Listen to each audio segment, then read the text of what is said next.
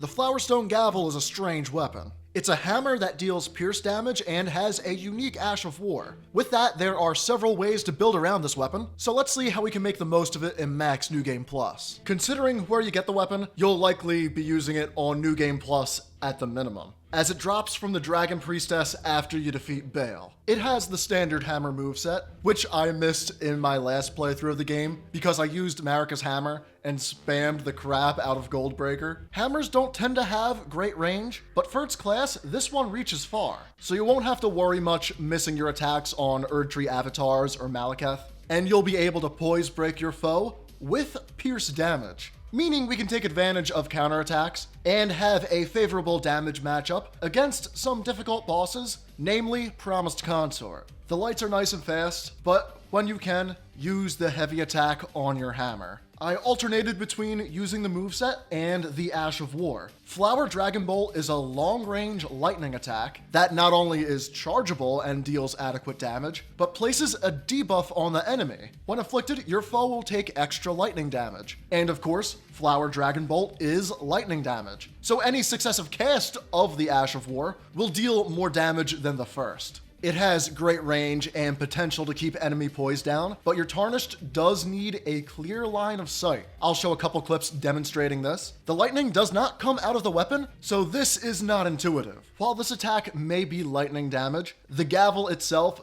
deals pure physical damage. So I used both Golden Vow to give me 15% more damage and 10% more damage negation, and Flame Grant Me Strength for a 20% boost to physical damage and more stamina regeneration. We want to start out every fight with the Flask, then Golden Vow, then Flame Grant Me Strength. For that Flask, I used the Lightning Shroud and Crack tier for 20% more lightning damage, increasing the power of the Ash of War. The Blood-Sucking Crack tier for 20% more damage at the cost of health drain. Later on, I swapped that tier out for the Spiked Crack tier for more damage with my charged heavies. You can start the fight with either a heavy attack or the Ash of War, depending on the distance, and alternate between the moveset and the Ash throughout the fight. That's why I used not only the Shard of Alexander, but the Two-Handed Sword Talisman, both giving us a 15% boost in damage to their respective moves. Depending on the fight, I either had the Godfrey icon or the Axe Talisman for spells or weapon attacks. But since I wasn't running with the Opaline hard tier, I always had on the Dragon Crest Great Shield for 20% more physical damage negation.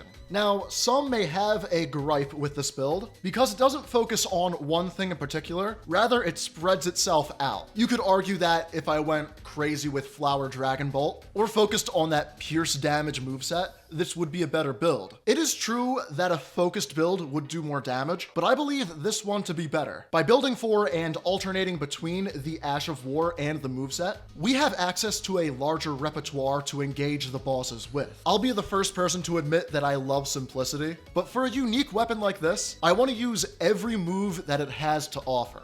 And through this build, whether you're up close or at range, you will have the right tool for the situation.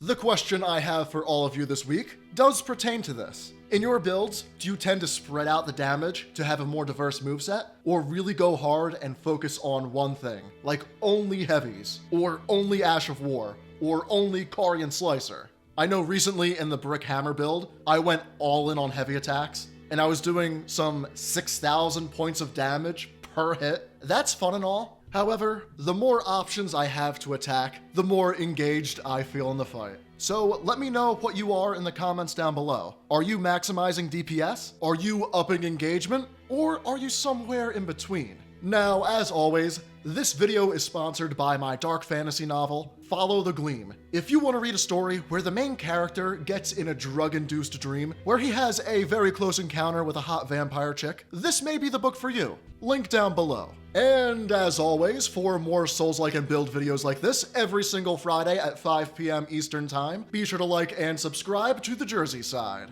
Our stats at RL170 are 60 Vigor, 20 Mind to cast the incantations in Ash of War, 30 Endurance, 42 Strength, 25 Faith for Golden Vow, and 50 Arcane. as this is a strength and arcane weapon. I initially wanted to use Dragon Communion spells, especially Bale's 2 incantations with this weapon. It would have been real nice to spice it up, but I did not find enough opportunities to use them even in the early game. So one week I will get to Dragon Communion incantations, but that week is not this week. If you want to try out a strange strength and arcane hammer, how's about you give the Flowerstone Gavel a go?